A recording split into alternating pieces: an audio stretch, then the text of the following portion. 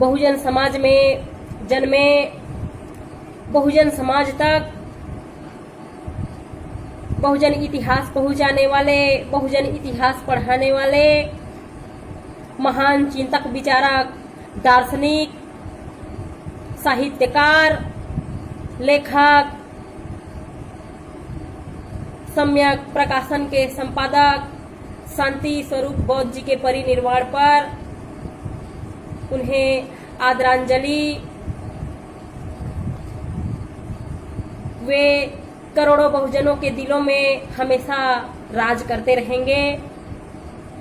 भारतवर्ष के महान सिंधु सभ्यता के निर्माताओं को नमन करते हुए, श्रमण संस्कृति के अनुकरण करते हुए, विश्व को मानवता, स्वतंत्रता, समानता, बंधुता, धम्म का संदेश देने वाले तथागत गौतम बुद्ध, अखिल भारतीय साम्राज्य के निर्माता चंद्रगुप्त मौर्य, महान भारतीय संस्कृति को वैश्विक रूप देने वाले सम्राट अशोक, सामाजिक कुरीतियों, पाखंडों, आडंबरों, प्रपंचों पर प्रहार करने वाले संत कबीर साहेब, संत रविदास, चोखा मेला, अछूतानंद, बिरसा मुंडा, पेरियार रामास्वामी नायकर, पेरियार ललाई सिंह, संत माता कर्मा, नारायणा गुरु, सामाजिक शैक्षणिक क्रांति के अग्रदूत महात्मा ज्योतिबा फूले, माता सावित्रीबाई फूले, फातिमा शेख, छत्तीसगढ़ अंचल में सामाजिक, आर्थिक, धार्मिक, नैतिक क्रांति के पिता संत गुरु घासीदास बाबा, भारत के सामाजिक, आर्थिक, राजनैतिक, धार्मिक अधिकारों से वंचित समाज को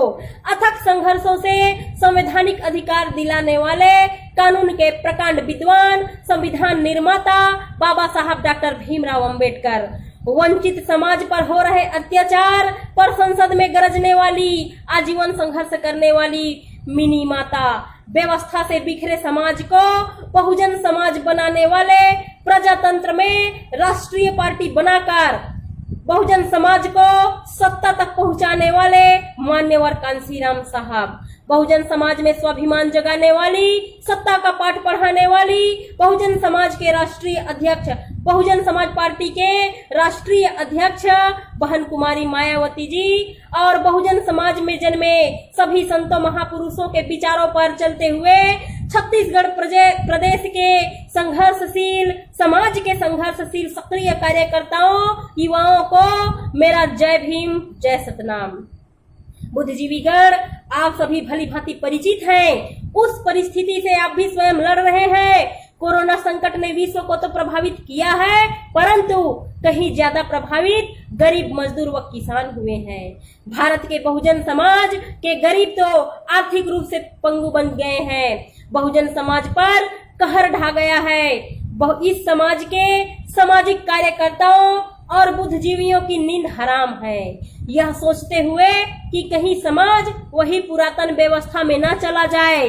भारी संख्या में दम तोड़ते हुए सामाजिक भाइयों को देखकर इस देश की व्यवस्था को कोस रहे हैं और सोच रहे हैं कि काश हमारी सरकार होती तो हमारी दर्द समझते, हमारे हित में नियम कानून बनते। एक ऐसा संकट जो प्राकृतिक आपदाओं से भी भयावह है। बाढ़, सूखा, भूकंप, ज्वालामुखी, सुनामी, भूस्खलन, चक्रवात, सब कुछ तुच्छ है इसके सामने, क्योंकि ये घटनाएं कुछ स्थानों पर घटती है, कुछ लोगों को प्रभावित करती है, लेकिन ये घटना पूरे विश्व को चपेट में ले लिया है। अमीरों को भी चपेट में लिया है, गरीबों को भी लिया है।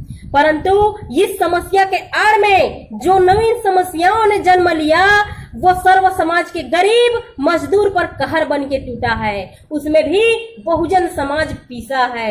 एक तो उन्हें सदियों से शिक्षा व संपत्ति, सत्ता से वंचित रखा गया।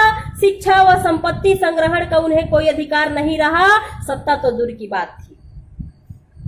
और जो समाज अभी शिक्षा संपत्ति की ओर आगे बढ़ रहे थे, जैसे तैसे जीवन यापन कर बच्चों की शिक्षा व्यवस्था कर पा रहे थे, वह बाधित होता दिखाई दे रहा है।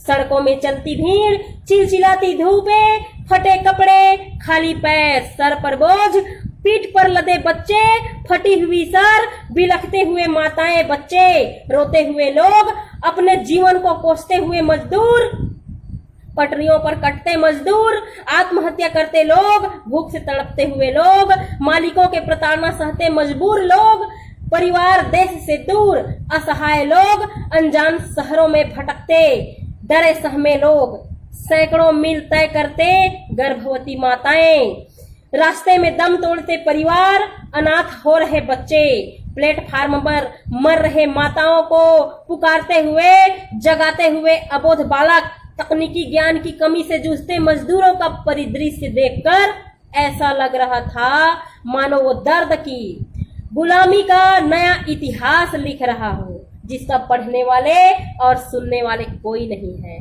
प्रायः ये वही लोग हैं जो कभी गुलामी सहा है, जो गुलामी जिया है, पानी के लिए लड़ा है, मंदिर के भगवान के दर्शन के लिए लड़ा है, जो महान सत्याग्रह में, नासिक सत्याग्रह में बाबा साहब अम्बेडकर के साथ लड़े हैं, जो गुरु घासीदास बाबा के सतनाम आंदोलन में साथ लड़े हैं, अपने अधिकारों के लिए, मानव जाति के अधिकारों के लिए लड़े हैं। देश की सड़कों पर लगी लंबी लाइनें, लंबी कतारों को देखकर और जान गंवाते हुए मजदूरों को देखकर ऐसा लग रहा था मानो मोहम्मद तुगलक का राजधानी परिवर्तन हो गया। उस आजादी की दांडी यात्रा इस आजादी की दांडी यात्रा के सामने फीकी पड़ गई। वही नमक की लड़ाई यहाँ भी लड़ी गई। काला बाजारियों का नमक तुरंत अधिक कीमत पर बिकने लगी। ऐसा लग रहा था कि अलाउद्दीन खिलजी की बाजार व्यवस्था लागू हो जाता तो इन भ्रष्टाचारियों, काला बाजारियों के शरीर का मांस काट लिया जाता। लोगों को मरते देखकर याद आ रहा था मानो भारत में 1813 का चार्टर अधिनियम लागू हो गया, मुक्त व्यापार की व्यवस्था लागू हो गई, करोड़ों शिल्पकार बेरोजगार हो गए, करोड़ों छोटे छोटे शिल्पी कारीगरों की हड्डियां गंगा की घाटियों में पट गई है, क्योंकि लोग आर्थिक अत्याचार के शिकार हो रहे हैं, साथ ही सामाजिक प्रताड़ना, धार्मिक प्रताड़ना की शिकार हो रहे हैं। ऊपर से कोरोना का डर तो बना ही हुआ है। बहुजन समाज की सबसे बड़ी समस्या आर्थिक और सामाजिक गैर बराबरी की खाई का बढ़ जाना है, क्योंकि इन वर्गों का काम, मजदूरी, व्यवसाय और अन्य गतिविधियां ठप है। इसी आर्थिक और सामाजिक असमानता को दूर करने के लिए महात्मा गौतम बुद्ध ने, कार्ल मार्क्स ने, लेनिन ने, बाबा साहब डॉक्टर भीमराव अंबेडकर ने, कांशीराम साहब और सभी महापुरुषों ने संघर्ष किया। कईयों ने कुर्बानियां दी। सम्मान पूर्वक जीवन जीने की स्थिति में समाज को सम्मान पूर्वक जीवन जीने की स्थिति में लाने के लिए आजीवन संघर्ष किया। आजादी के इतने सालों बाद भी मनुष्य के जीवन स्तर में सुधार का स्थायी प्रयास नहीं हुआ। आज भी कुपोषण के शिकार, भूखमरी के शिकार, मूलभूत सुविधाओं से वंचित नजर आ रहे हैं। अर्थात मजदूरों की दशा देखकर ऐसा लगा कि नीति निदेशक तत्वों का कोई अमल नहीं हुआ है, गरिमापूर्ण जीवन जीने का मौलिक अधिकारों का कोई अमल नहीं हुआ है। यदि संविधान का सही अमल होता तो कितनों भी बड़ा संकट में परिस्थिति को यथास्थिति बनाए रखने में, संभलने में देरी नहीं होती। इन्हीं के श्रम की चोरी करने वाले, मजदूरों की श्रम की चोरी करने वाले पूंजीपतियों को कोई सहानुभूति नहीं, कोई संवेदनशीलता नजर नहीं आ रहा। इसीलिए बुद्ध महावीर ने अपरिग्रह का सिद्धांत दिया था, ताकि पूंजी का संग्रहण एक स्थान पर न हो। इस संकट में तत्कालिक प्रभाव तो सबको दिखाई दिया। बहुजन समाज के लोग हर क्षेत्र में पिछड़ गए, डर की जिंदगी जी रहे हैं। अब कोरोना इन मजदूरों पर केंद्रित हो गया। पहले अमीरों पर केंद्रित था, अब इन मजदूरों पर केंद्रित हो गया है। वर्तमान की समस्या ने दीर्घकाल तक बहुजनों को सामाजिक समस्या में धकेल दिया। बाहर से आए मजदूर, गांव में कोरोना से संक्रमित मजदूर को लोग लंबे समय तक बात करने, छूने से डरेंगे। व्यक्ति बहिष्कृत जैसा जीवन जीने को मजबूर हो गया है।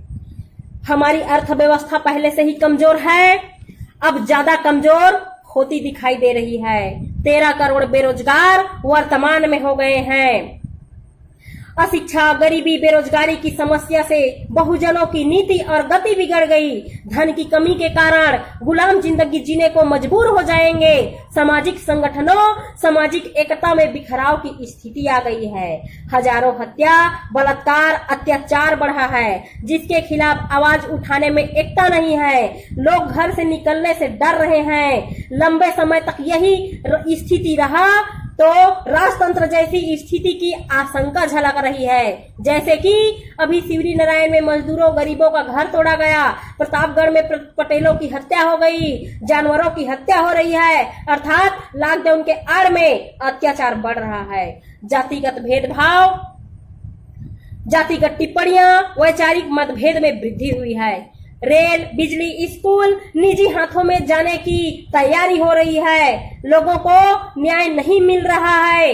दलित शोषितों के ऊपर हो रहे अत्याचार के खिलाफ आवाज उठाएं तो आतंकवादी, राष्ट्रद्रोही, देशद्रोही घोषित किए जा रहे हैं। बहुजनों के लिए न्याय का दरवाजा बंद होता दिखाई दे रहा है। सबसे बड़ा प्रभाव बहुजन समाज की शिक्षा पर पड़ा है। पहले से ही शिक्षा के अधिकार की लड़ाई हमें लड़नी पड़ी। एजुकेशन कल्चर डेवलप हो ही रहा था कि बच्चों में विचलन की समस्या आ गई है। अब नौकरी मिलने की संभावना नजर नहीं आ रही है। पेपर नहीं होगा, कोई दबाव नहीं है और बहुजन बच्चों में, गरीब बच्चों में ऑनलाइन स्टडी सक्सेस होता नजर नहीं आ रहा है, क्योंकि सही तरीके के मोबाइल सुविधा, लैपटॉप की सुविधा नहीं है। शिक्षा में पहले से ही असमानता की खाई थी, जो अब अधिक बढ़ गए हैं, क्योंकि मजदूर के बच्चे का ध्यान केवल डर में है कि माँ पिताजी ठीक तो है, कहीं कोरोना तो नहीं हो गया। मनोवैज्ञानिक प्रताड़ना से गुजर रहे हैं। भारत पहले से ही शिक्षा के क्षेत्र में पिछड़े थे, अभी अति पिछड़े होने की आशंका है। लोगों का वित्तीय स्वतंत्रता खो गया है।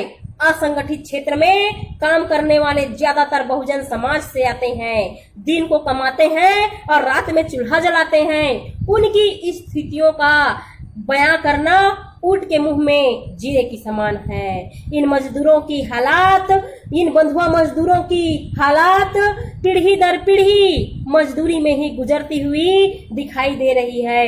पीढ़ी दर पीढ़ी मजदूर ही मजदूर बनते नजर आ रहे हैं। बंधुआ मजदूर, दिहाड़ी मजदूर बेट बिगारी करते हुए नजर आ रहे हैं। इसीलिए कांसीराम साहब ने कहा था कि शासक बनो, शासक वर्ग की कोई शासक बनो, देने वाले समाज बनो, हुक्मरान समाज बनो। इसलिए आज बहन मायावती जी ने कॉन्फ्रेंस के दौरान कहा कि प्रवासी मजदूरों की हालात बदतर होती जा रही है। आज डिग्रीधारी बच्चे मनरेगा में काम करते नजर आ रहे हैं। उनके माँ बाप चिंतित हैं, उनके माँ बाप दुख पा रहे हैं कि अब बच्चे को पढ़ाने की